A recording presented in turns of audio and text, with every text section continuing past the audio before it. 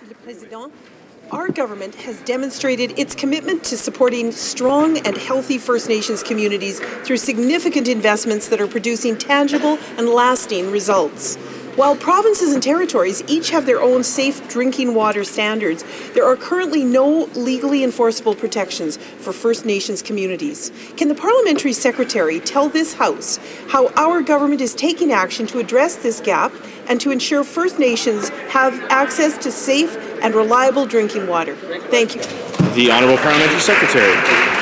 Well, thank you, Mr. Speaker, and I thank the honourable member for her question. Our government believes that First Nations communities should have access to safe drinking water, as all Canadians do. That's why we reintroduced the Safe Drinking Water for First Nations Act today in the Senate. This legislation builds on our significant investments in water and wastewater infrastructure, including improving capacity for First Nations in managing their systems on reserve. I urge all members of the opposition to join with us, the Alberta Chiefs and the Atlantic Policy Congress in supporting this bill and help ensuring First Nations have access to safe drinking water on reserve. Thank you.